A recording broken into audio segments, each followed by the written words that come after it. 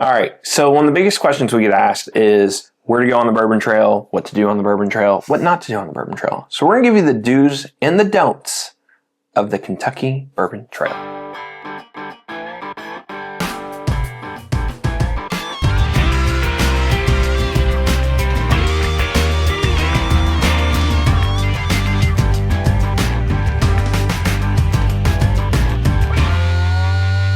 Welcome back to another edition of Bourbon Kingdom. I'm David. And I'm Zach. And today we are going to kind of talk through the do's and don'ts of spending time in Kentucky on the Bourbon Trail. Yep, and I'm on my phone because I've written them all down on my phone. So there's all kinds of do's and don'ts. Mm-hmm. I mean, honestly speaking, like there are lots of questions that come in that people ask about. And I think for us, I think we've done a video similar to this probably 2 or 3 years ago. Probably even longer than that. Yeah, maybe even longer than that. And so for us, like every once in a while refreshing this because I know we have new members, new subscribers, all that kind of stuff. And so this will kind of be an updated version of that and probably even a little better detailed than maybe what it was before. So do us a favor, hit the like, subscribe, turn on the notifications. That way you're made aware of the videos and you can kind of peruse through Patreon and all those good things that we have and kind of get some information for yourself.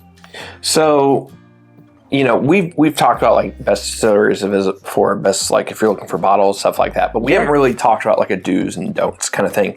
And I think it gets, I don't want to say complicated, but like it's also a lot simpler like on some of these things than what people think. But I think there's a notion about a couple of them like either this is what we're always going to be able to find or this is where you stay or whatever. Yeah. So we just kind of want to clear some of that up, give some different points. And by the way, all of these, I guess, will in theory be debatable, depending on your point of view and what your circumstance of staying is like and everything else. And we'll talk about the good and the bad and pros and cons of everything. But just overall, I think our opinion about something, kind of like the whole point of all of that. So the first one, and I think this will be the, I don't want to say most controversial, but like the biggest point to all of this is when you come in and stay on the Bourbon Trail, our biggest recommendation is to stay in Louisville.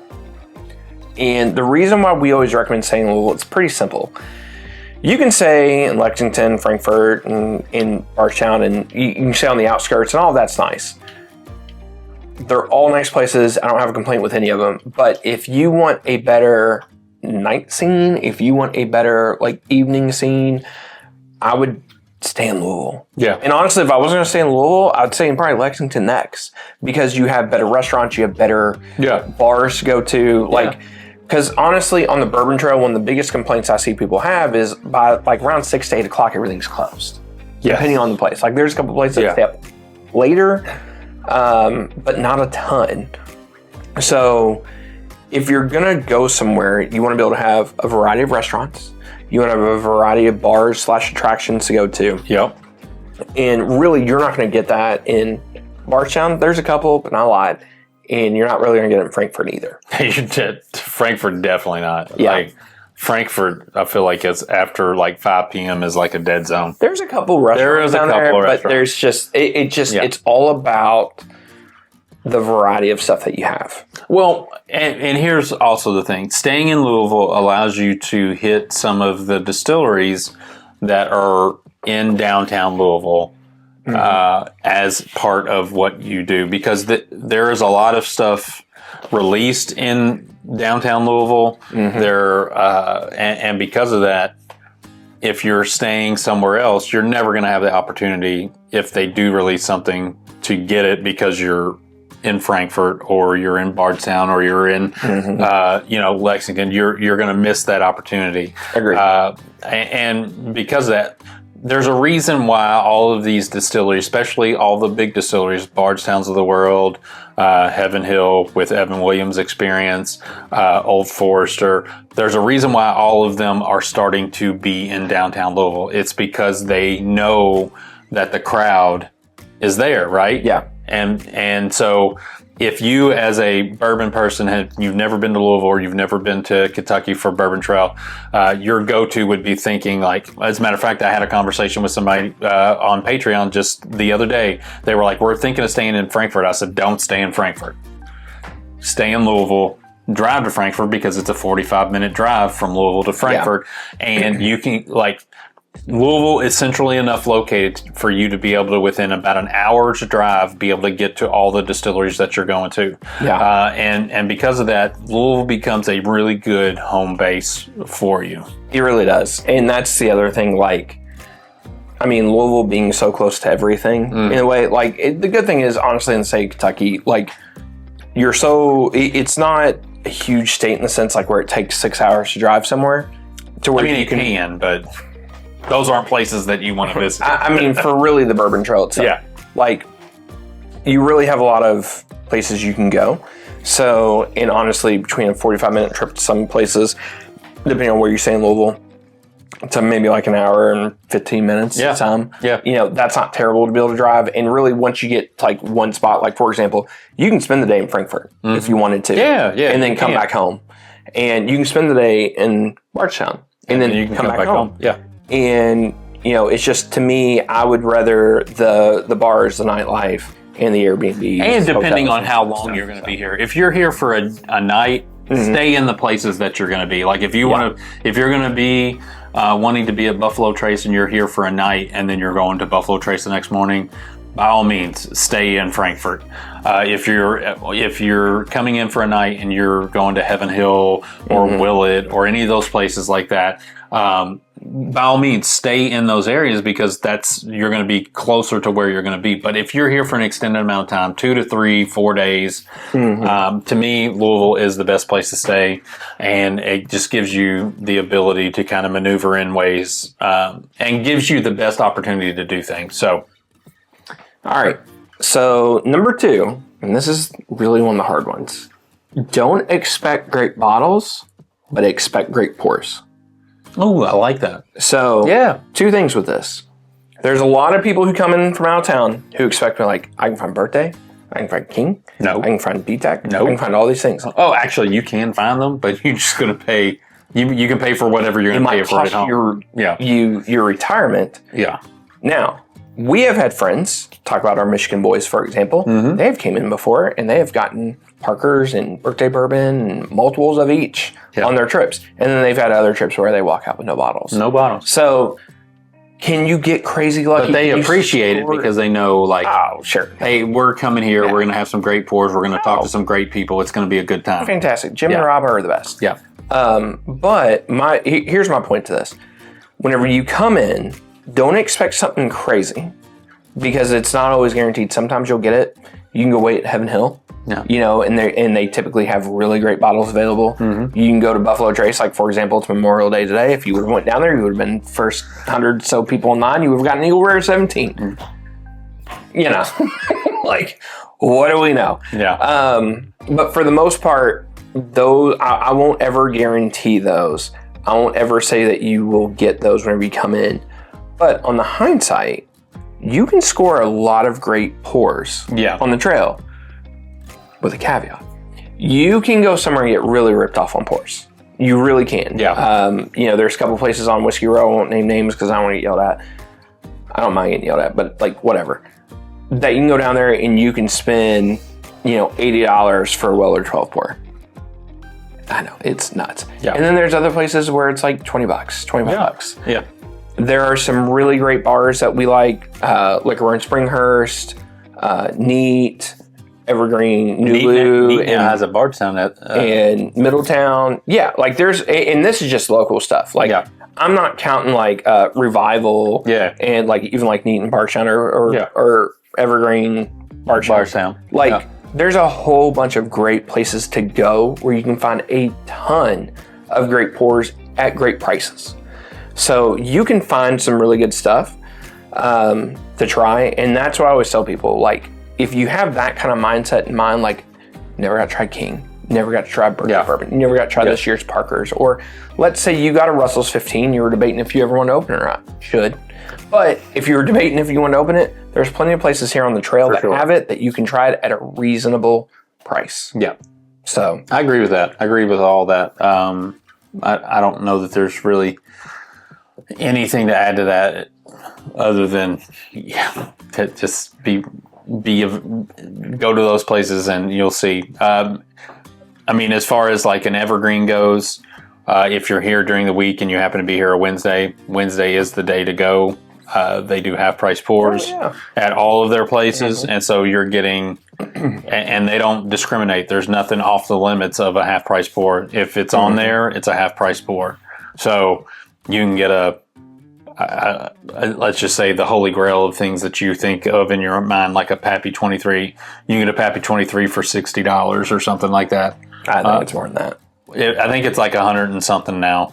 But a half price pour, you're talking as a half price pour, you're spending $60 to $75 for something that is $125 to $150. So just those things are the things to think about. Next one, try to be flexible and don't try to plan every minute. So this is the biggest thing I kind of get feedback on whenever we talk to people that come down on the trail. It's like, man, I wish I had more time for this, but we booked this tour and we booked that tour and we booked this experience, we booked that experience. And it seems like the biggest thing I always see, like if quote unquote people regret things, is that they didn't spend, like they didn't allocate enough time in between. Yeah, I think like to me, looking at this, you can miss the forest because of the trees in the sense of like you want to do all these bourbon tours and all that stuff and this is going to sound terrible. There are a few that are worth doing. Obviously there are a bunch worth doing, but there are a bunch that are a waste of time. Not in the sense of they're a waste of time, but they're a waste of time if you're coming to kind of get the full Kentucky experience, because you can spend all your time listening to somebody talk about their bourbon and how they are the longest running bourbon, whatever, and you're just like, okay, we've heard all that. I can look all this stuff up. When really, like, if you're just sitting at a bar or you're sitting and kind of allowing yourself to do some of the tours that you can go online and do enough research to know which tours are the best tours to go on and which ones aren't. So do your research ahead of time and know that like you don't have to do them all. Matter of fact, you shouldn't do them all because the flexibility of sitting around and kind of hanging out at a Michter's bar or a Evergreen or a whatever is going to be more beneficial than walking around getting a free pour of a, I don't know what you want to put in there. So well, and I'll tell you guys right now, I'll end it on this. We had a Patreon member reach out to me and he's like, man, me and my wife are having such a great time at Whiskey Thief. This is down like Frankfurt, the Frankfurt one, not the Louisville one. Like, I kind of don't want to leave, but like, should we make sure we go and we go to Woodford and we go to Four Roses? And I was like, look, last time I checked, they're always going to be around. I don't think Whiskey Thief's going anywhere, but man, if you're having a great time, just hang out there. Yeah. They literally hanged out there all night. They bought like 6 bottles from there. Yeah. And they party. There's a band there, and they're like, "Dude, this was the best thing I've ever done." That's the best thing. And that's why I tell people, call, cancel, whatever. I get all that, and I know that can be annoying. Whenever tours book up and everything else, but like if you, I see this all the time because there's so many.